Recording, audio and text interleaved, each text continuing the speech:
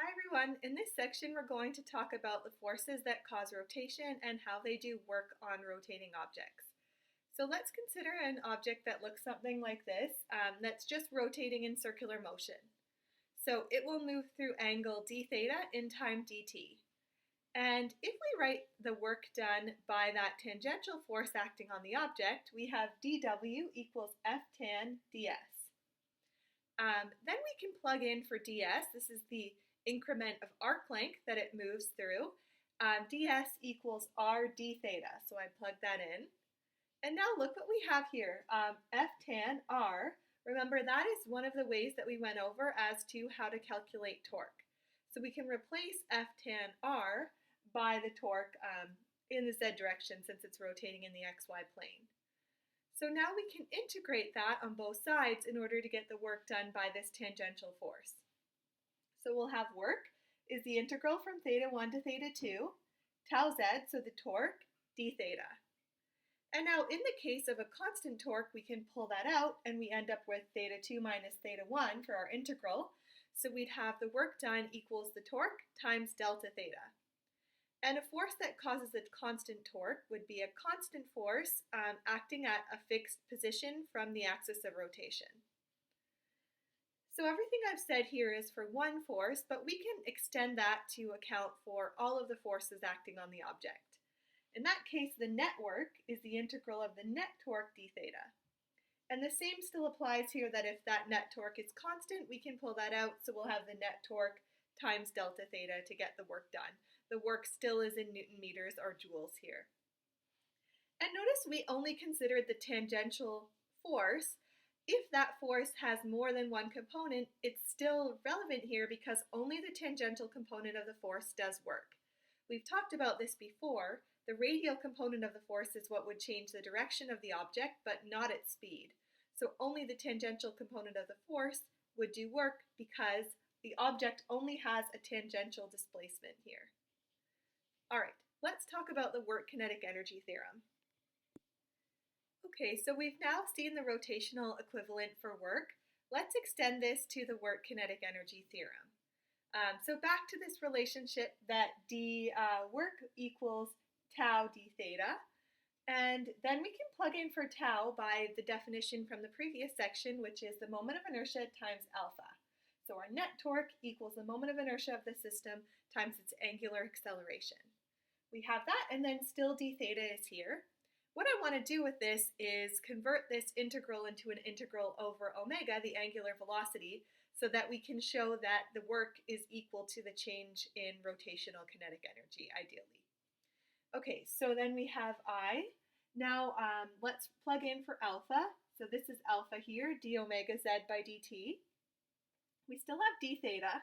And look, d theta over dt, if we write it like this, that is omega. So we're on our way to having this as a function of one variable. So plug in for omega there. We have I omega z d omega z. And now we can integrate that over omega. So we'll do the integral from omega 1 to omega 2 of tau dz is the integral of I omega d omega z. So I omega d omega. And then when we do that, we just have 1/2 omega squared. The I is a constant which remains in front, the moment of inertia. And that's from omega 1 to 2, or I to f. So then, just plugging in those limits, we have 1/2 I omega 2 squared minus 1/2 I omega 1 squared. And that is the expression for the rotational kinetic energy from the previous module, 1/2 I omega squared. So we end up with the net work done on the system equal to the final rotational kinetic energy minus the initial rotational kinetic energy.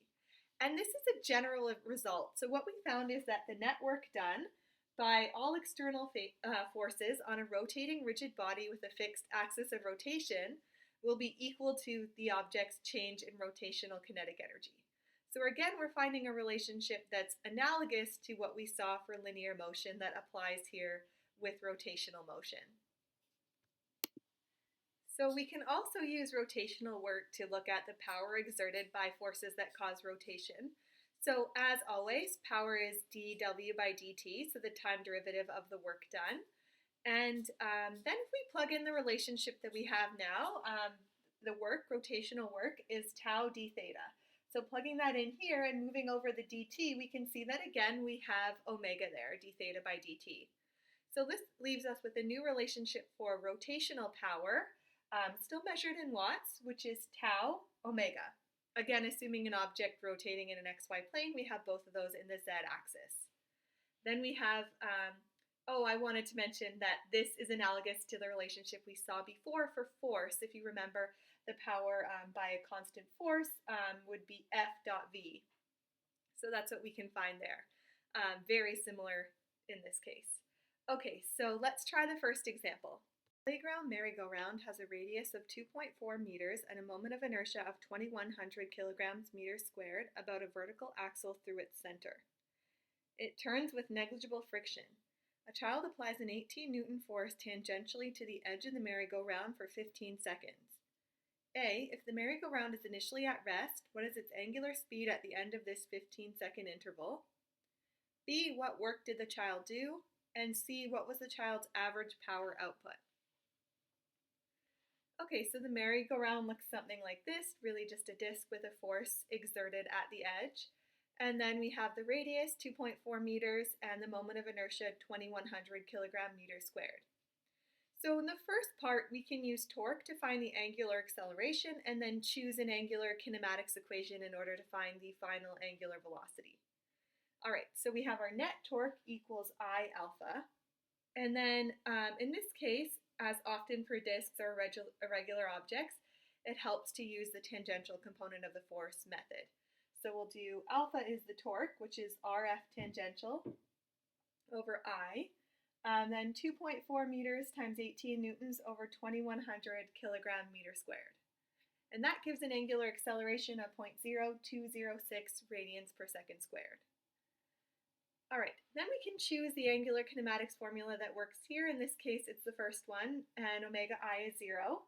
So omega F will just be alpha delta T.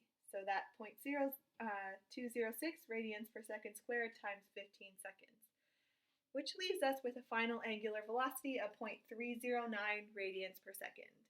Now B and C are quick, I'll just erase so that we can do them. All right, for part B, we're asked how much work did the child do. The child is the only application of the tangential force on the object. So what we can do is just apply the net work, which is equal to the change in rotational kinetic energy. So 1/2 I omega F squared minus 1/2 I omega I squared, 1/2 2,100 kilogram meter squared times 0.309 radians per second squared, which gives 100.3 joules. And then to find the average power output for the child during this time, we always have this definition of power for constant work done. So power is the net work over time. Or for average, it works as well. So 100.3 joules over 15 seconds to give 6.68 watts.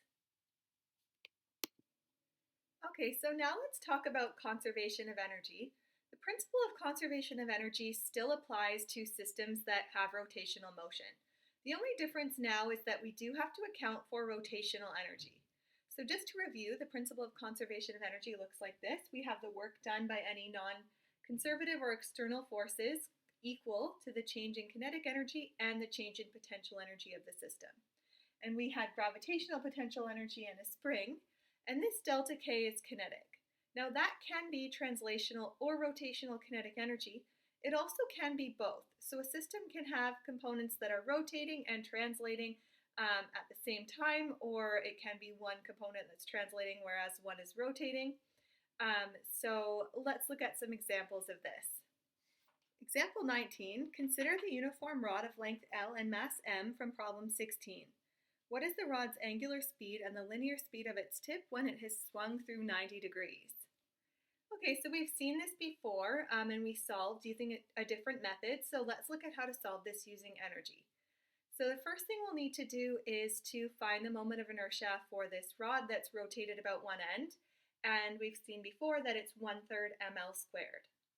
Now, when we use gravitational potential energy for an object that's rotating or any kind of rigid body, the y=0 position will refer to the lowest point for the center of mass.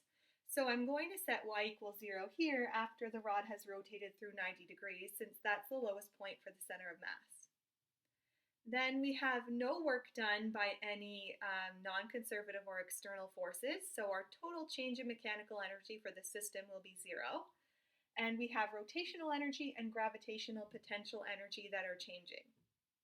So just as always, let's split those up and then cancel anything that's 0.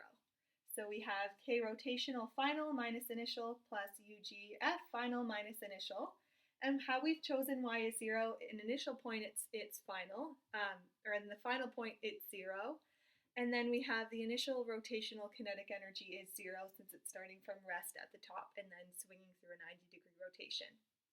So all we're left with is the final kinetic energy here, 1/2 I omega F squared, equals the initial gravitational potential mgyi.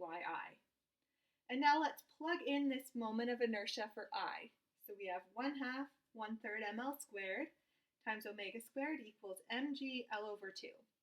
And that's really it. Now we just need to simplify that expression and look at many things cancel. Mass, these factors of 1/2, one factor of L, and then we're just left with omega F equals the root of 3g over L. And we'll leave it there since we don't have any numbers for this problem. We also need the linear speed of the tip of the rod when it's in this lower position. So in that case, we have the radius, the distance from the axis of rotation, r, is L. So the tangential speed is omega F times r, which is L times this omega we just found. And then you can simplify again, and that becomes the root of 3gl. Okay, let's try one more example now. Example 20. A 4-kilogram object and a 2-kilogram object are suspended and joined by a pulley with radius 7 centimeters and mass 1.3 kilograms. The pulley experiences a frictional torque of 0.5 newton meters. The masses start from rest. Determine the final speed of the 4-kilogram object as it hits the ground. Okay, this one has quite a bit of algebra, so we'll go through it in steps. We've seen something like this before where we ignored the friction and the mass of the pulley. So let's look at this Atwood system. We'll call mass A the heavier mass and then mass B the 2-kilogram mass. We also have this torque, 0.5 newton meters on the pulley. And we'll need to look up the moment of inertia for the pulley, and for a cylinder or a disc rotated about the center, that's 1/2 mr squared. Okay, so overall we have work done by a non-conservative force equals delta K plus delta UG for the system. So we'll need to separate those when we have more than one object that has a change in energy in the system. We'll need to separate those terms for each object. So the long version looks like this, delta K for each object, pulley A and B, and then delta U, the change in gravitational potential energy for each object, again the pulley, mass A and mass B. So the pulley, it's not going to change its height, so we can cross that term out since it's 0. And I'll also choose y equals 0 as the lowest point in the problem, which is at the bottom of this 1 meter, or the starting position of mass B. Okay, so let's go through and expand, and then we'll cancel. So expanding all of those terms, final minus initial for each one, we know that the entire system starts from rest. So all of those initial kinetic energy values are 0. And then we have mass A here, it's going to 0, so its final for mass A will be 0, and mass B is starting at a height of 0. So its initial gravitational potential energy will be 0. So what survives out of all of this is kinetic energy final for each object, the pulley, mass A and mass B, minus the initial gravitational potential energy of mass A, and then plus the final gravitational potential energy of mass B. Now I haven't written work done by external forces because there are no external forces other than the non-conservative force, which is the friction on the pulley. So that's WNC there. And now let's write out a term for that. Okay, so we know that the work done is going to be that constant frictional torque times delta theta. Now I have that as negative times the magnitude of the torque because we know that the work is removing energy from the system. So we do need a negative frictional torque there. Okay, so negative tau delta theta we can plug in for WNC, and then this was the expression from the last board. the sum of all the kinetic energies minus the potential energy of A plus the potential energy of B. And in the next line, I'm going to just plug in the expression for each of those energy terms. So negative tau delta theta, and then 1/2 I omega F squared. And these are translational kinetic energies now for the masses. So 1/2 ma VFA squared plus 1/2 mb VFB squared. And then potential energy, we have minus MAGY plus MBGY. So since they both travel the same distance y, or have the same displacement, different signs, we can just call that y. And actually we can also do the same for the final velocity, because since they both start from rest, travel the same displacement, and have the same acceleration, they'll have the same final velocities. So we'll have VF here. I can remove the subscript. And also that will be the same translational velocity as the edge of the pulley. So we can plug in omega equals VF over R for omega F squared here in the moment of inertia. So let's plug all that in, and I'll simplify in the next board when I erase. So we have negative tau delta theta is 1/2. I put the moment of inertia here, 1/2 mr squared for I. And then VF over R squared, you can see some of that will simplify, plus 1/2, I'm combining these terms, so MA plus MB, VF squared, and then also combining the gravitational potential energy, so minus MB minus MA GY. So look at that if you need to, and then we will simplify again. Okay, so those R squareds both do cancel where that moment of inertia term is. You can cancel those, and then we have 3 terms with VF squared. We can collect all those masses, collect like terms, and move them to one side so we can isolate VF squared. So that's 1/2 MA plus MB plus 1/2 M, the mass of the pulley, VF squared equals, and then we had our work done by the friction, negative tau z delta theta, minus MB minus MA GY as before. And here we can solve for VF squared. So solving for that gives 2, this work done term, and now I've just factored that negative sign in, so now it's MA minus MB GY. And then divided by the total mass here, the mass of all objects in the system. There's one term here that isn't easy to calculate in this form, and that's that delta theta. Now what we do know is that because it looks like this, as the masses move through a displacement delta y, the string moves that length delta y, and it has to move that length on the pulley as well. So the pulley has to move through a rotation of arc length delta y. So delta theta for the pulley will be the arc length, y in this case, or s, over r. And we can plug that in, and then we'll be able to solve since we have both of those values. So just one more step. All right, so plugging that in, now just y over r here for delta theta from the previous expression. We have an expression for VF, and at this point we can plug in the numbers finally. So we have the root of 2 times negative 0.5, which was the frictional torque, Newton meters, 1 meter over 0.07 meters, plus 4 minus 2 kilograms, 9.8, and then 1 meter. And that's divided by the total mass, 4 kilograms plus 2 kilograms plus 1/2 the mass of the pulley, which was 1.3 kilograms. And that gives a final velocity of 1.94 meters per second, just before that mass A collides with the ground. And so that's a little bit tiring, but hopefully it's interesting to now add in effects that we had previously ignored when we were simplifying to look at dynamics without rotational motion, without friction or a massive pulley.